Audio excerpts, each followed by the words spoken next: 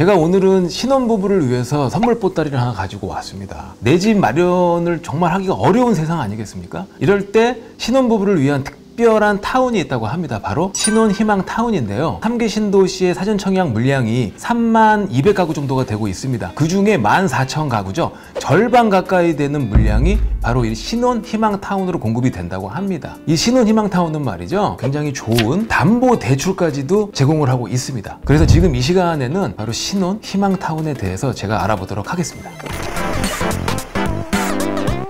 제가 이렇게 검토를 해본 결과 신혼희망타운은 출산이 목적입니다. 그래서 출산 장려책이에요. 일단 우리가 출산을 하려면은 선행돼야 되는 어떤 행위들이 있죠. 첫 번째가 뭘까요? 일단 결혼이죠. 혼인을 해야 출산으로 또 이어질 수 있는 확률이 높아지잖아요. 혼인도 잘 안 하고 출산율이 많이 낮아지기 때문에 신혼부부들한테 특혜를 주고 출산을 장려해서 국민들이 계속 태어나는 거 아니겠습니까? 그럼 국가로서는 더욱더 이익을 챙길 수 있는 거죠. 이 신혼희망타운은요, 2가지 방식으로 공급이 됩니다. 공공임대형, 공공분양형으로 공급이 되는데, 이번 시간에는 공공분양형 을 가지고 제가 말씀을 좀 드리겠습니다. 가장 중요한 것은 아무나 여기에 대상이 되지 않는다는 얘기죠. 여기에 지원할 수 있는 자격부터 제가 말씀을 드릴게요. 기본 자격으로요, 무주택 세대의 구성원이어야 됩니다. 그리고 법률혼을 한 이후부터 7년 이내에 신혼부부여야 돼요. 7년이 넘었지만 6세 이하의 자녀가 있으면 또 지원이 가능해요. 그리고 6세 이하의 자녀가 있는 한부모 가정 지원이 가능합니다. 그리고 또 특이한 거는요, 예비 신혼부부, 이분들도 지원이 가능합니다. 입주자 묵지 공고가 나간 날로부터 1년 이내에 혼인신고를 하면 됩니다. 청약 통장 있잖아요. 주택청약 종합저축. 가입기간이 6개월 이상 되어야 되고요. 납입 횟수도 6회 이상이 되어야 됩니다. 그리고 소득 기준도 있습니다.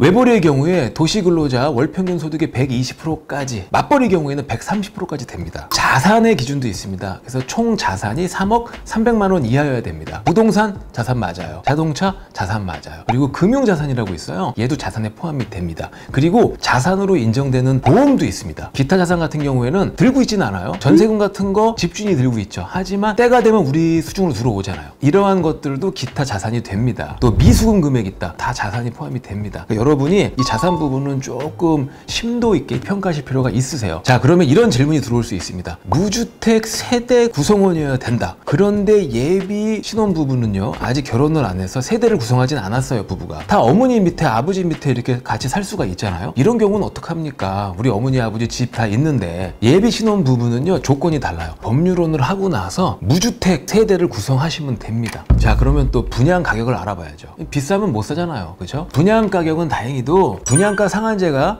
여기에도 적용되기 때문에 그렇게 높지 않을 겁니다. 올 초에 정부가 발표한 제 자료에 따르면 분양가를 80% 가까이 맞추겠다, 형평성에 의해서 맞춰야 된다, 뭐 이런 얘기가 나왔습니다. 그러니까 우리가 이제 추론해 보면은 한 70에서 한 80% 정도 선이 되지 않겠느냐 예측이 가능하죠. 하지만 분양가 상한제가 적용되기 때문에 시세에 비해서 훨씬 낮은 금액에 책정이 될 겁니다. 그리고 분양가 같은 경우는 입지에 따라서 그 금액이 다를 텐데 이런 거 참고하시면 되겠고요. 전용 면적이 55제곱미터형이 하나 있고요. 그 다음에 46제곱미터형이 하나 있어요. 전용 면적이 55제곱미터라면은 아파트 평수로 보면 23에서 한 25평 정도 이렇게 생각하시면 될 것 같습니다. 그래서 실제로 현 시장에서 46제곱미터보다 55제곱미터가 더 인기가 많다고 합니다. 25평 정도는 들어가야 자식을 낳으면 그 공간 활용을 충분히 할 수 있잖아요. 자, 이제 가격을 말씀드렸으니까 대출을 받을 수 있는지. 이 신혼희망타운은요, 굉장히 스페셜한 모기지 프로그램을 갖고 있어요. 수익 공유형 모기지입니다. 수익이 발생했을 때 국가와 같이 함께 공유를 하자. 저렴한 가격에 주택을 공급해 줄 테니까, 게다가 저리로 장기간 대출을 해 줄 테니까 그 이익을 좀 나누자. 당신들한테 혜택이 가는 거는 국민들의 세금의 혜택이 간다. 특수한 계층이 한테 지급되기 때문에 이 정도 환원, 사회 환원하는 것은 올바르다. 그래서 이 수익 공유 모기지는 금리가 고정입니다. 1.3% 고정으로 돼 있어요. 굉장히 낮다고 보실 수 있어요. 그리고 최장 30년까지 대출받을 수 있고요. LTV 70%까지 나옵니다. 그러니까 최소 30에서 70%까지 대출을 받을 수 있다는 거예요. 이용하는 게 굉장히 바람직하다, 저는 이런 생각이 들어요. 다만 아무래도 좀 제한이 없진 않겠죠. 공공분양이고 또 이제 신혼 대상이기 때문에 빌려주는 마지노선이 있습니다. 4억이 마지노선이에요. 집값의 70%까지 된다고 그랬는데 70%가 4억을 넘을 경우에는요, 4억까지밖에 안 돼요.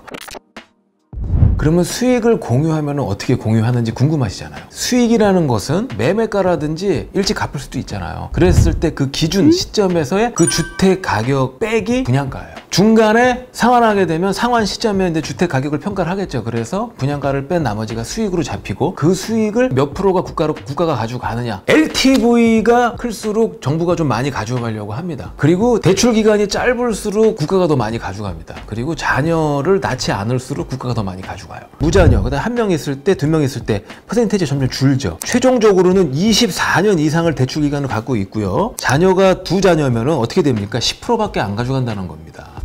당첨자를 어떻게 선정하는지 제가 이제 설명을 드리려고 그래요. 일반 분양과 다르게 이 신혼희망타운은 두 개 단계를 만들었어요. 그래서 1단계 공급 물량이 있고요. 그거를 소진한 다음에 나머지를 2단계 공급 물량으로 지원을 합니다. 자, 그럼 1단계에 추려지는 자격에 대해서 제가 빨리 설명을 해드릴게요. 일단 혼인 기간이 2년 이내의 신혼부부예요. 2세 이하의 자녀를 가지고 있는 신혼부부, 한부모 가정, 예비 신혼부부, 이 경우가 1단계에 지원할 수 있는 자격 조건이 되는 겁니다. 그리고 나서 가점을 평가하는 항목들이 있어요. 표를 보시면은 가점 항목에 가구 소득이 있죠. 그 다음에 해당 시도 연속 거주 기간이 있습니다. 세 번째 항목으로 주택 청약 종합저축 납입 인정 횟수가 있습니다. 여기에 따라 점수를 계산하시면 됩니다. 그리고 2단계는 1단계 30% 소진하고 남는 70%를 소진하는데 1단계에서 낙첨된 분들하고 남아있는 분들하고 같이 경쟁을 해서 70%를 나눠 갖는 거예요. 가점을 계산하는 항목이 좀 달라요. 4개로 바뀝니다. 4개로 바뀌어서 미성년자 자녀수, 무주택 기간, 해당 시도 연속 거주 기간, 청약 통장 납입 인정 횟수, 요 점수도요 절대적인 게 아니에요. 요렇게 항목이 좀 바뀌니까 점수 계산을 확실하게 똑바로 잘 하셔야 될 것 같아요. 국가는요 수도권, 대규모, 택지 개발할 때에는 지역 우선 공급 의무를 부여를 했어요. 분양하는 지역에 거주하는 사람 위주로 먼저 공급을 해야지 맞는 거 아니냐. 그래서 이제 기준을 세웁니다. 투기과열지구 같은 경우에는 2년 거주하는 해당 지역 거주 요건을 만들었어요. 서울과 인천 같은 경우에는 서울은 그냥 서울이에요. 인천도 인천이고, 그리고 기타 지역으로만 분리가 돼 있어요. 그래서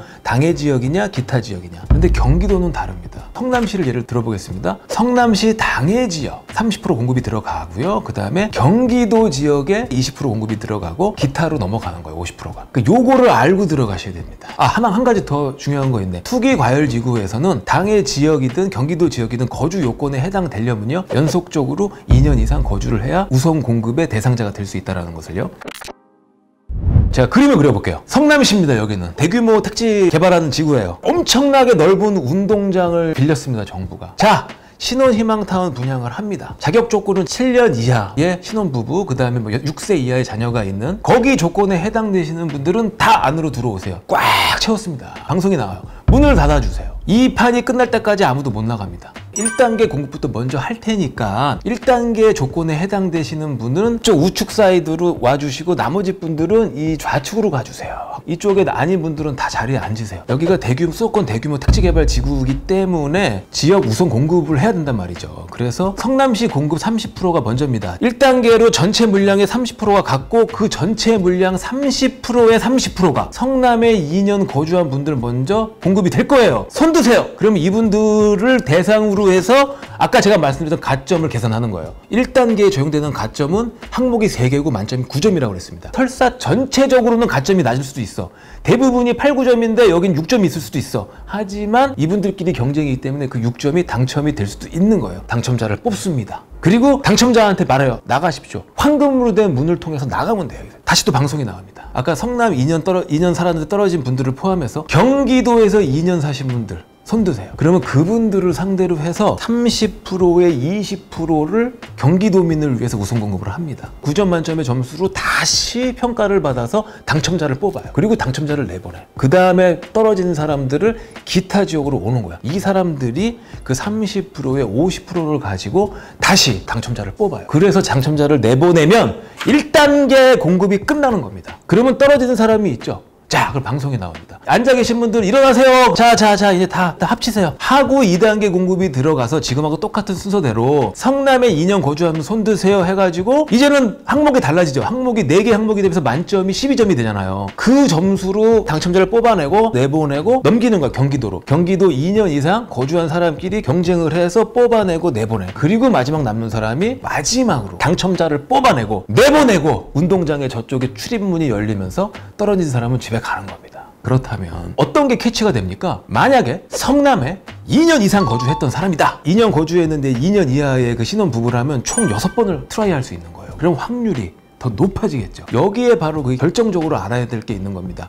청약 당첨을 쉽게 하려면 해당 지역에 2년을 거주해라. 지금 사시는 곳을 잘 보셔야 됩니다. 경기도에 사신다면 3개 신도시가 경기도에 포진돼 있잖아요. 이사를 가시더라도 경기도권에서만 가세요. 경기도 전체에서 2년 거주 요건을 채우는 데에는 이렇게 채워도 돼요. 파주에서 1년 살았고요. 성남에서 1년 살았어요. 그러면 두 개 합쳐서 경기도에서 2년 산 걸로 되는 거예요. 경기도로 보면은 2년 살았기 때문에 우선 공급의 대상자가 된다라는 거 아셔야 되는 거예요. 마지막으로 하나만 더 말씀드릴게요. 그렇게 경쟁을 하다 보면 동점자 당연히 나옵니다. 결국에 뭘로 마무리 짓겠습니까? 추첨입니다. 그래서 우리가 최선을 다해서 2년 거주하고 이렇게 진행을 하면은 보다 많은 찬스가 올 겁니다. 기왕 2년을 거주해서 찬스를 얻을 거면요, 공급 물량이 계속 앞으로 많을 곳으로 가면 좋잖아요. 그렇죠? 그럼 3개 신도시에 해당하는데 계속 공급 물량이 많겠죠. 성남도 공급이 앞으로 많을 거예요. 그런 데를 미리 들어가서 2년을 채우신다면 나중에라도 훨씬 유리한 위치에서 경쟁을 할 수 있지 않을까, 제가 이런 생각이 들어요. 거주자 우선 공급하는 부분에 있어서 가장 중요한 게 뭡니까? 거주 기간이었어요. 투기 과열지구는 2년이라는 기간을 채워야 됩니다. 그런데 이게 지금 무슨 청약입니까? 사전 청약이에요. 사전 청약. 사전 청약은 본 청약하기 2, 3년 전에 이루어지잖아요. 대상자는요, 수도권 전 지역을 대상자로 하고 있어요. 수도권에 있는 사람이 예를 들어서 하남시에 사전 청약이 들어갔다고 쳐요. 지금으로서는 2년 거주 요건을 충족을 못 시킵니다. 다른 곳에 있잖아요.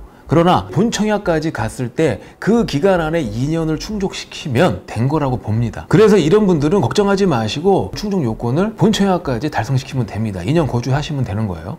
자, 그러면 올해 신혼희망타운의 그 분양 지역을 제가 말씀을 드려야죠. 신혼희망타운닷컴이라는 사이트가 있어요. 거기 가시면은 공급 일정 같은 것도 쫙 뜨고, 제가 지금 말씀드린 이 내용도 다 거기 들어가 있고 나옵니다. 나오기 때문에 참조하시면은 뭐 굉장히 좋겠죠. 당첨이 됐으면 한 가지 걱정도 할 게 있습니다. 전매 제한 기간이 있습니다. 5년이 있을 수도 있고요. 지역에 따라서는 10년이 있을 수도 있습니다. 최장. 그리고 이런 경우도 있어요. 입주자 모집 공고를 봤는데 실거주 기간이 들어갈 수도 있어요. 전매와 다르게 실거주를 뭐 3년이라든지 몇 년 이상 해야 된다. 그거 다 채워야 됩니다. 그리고 재당첨 제한의 규제가 여기에도 있기 때문에 여러분이 당첨된 다음에 포기하면은 재당첨이 이제 불가능합니다. 사실상. 그럼 어떻게 해야 되겠습니까? 여러분이 버틸 수 있는 곳에 당첨이 돼야 된다. 도입부에서 말씀드렸던 것처럼 굉장히 좋은 입지를 갖고 있을 확률이 굉장히 높습니다. 교통도 편하기 때문에 거기 실거주할 때도 굉장히 편리하다. 무엇보다 3기 신도시의 물량 중에 절반 가까운 게 신혼희망타운으로 나온다. 다음에 이거보다 더 많은 물량이 연속적으로 나오리라는 보장이 없을 수도 있잖아요. 그죠? 내년에는 대선도 있어요. 그러니까 대선 전에 사전 청약제도를 이용하는 게 되게 좋을 것 같다라는 생각이 됩니다. 특히 신혼희망타운은 신혼부부, 또 신혼부부에 준하는 대상자들만 모아놓고 경쟁을 시키기 때문에 훨씬 확률이 높다. 오늘 영상도 좋으셨다면 구독, 좋아요, 알림 버튼까지 부탁드리겠습니다.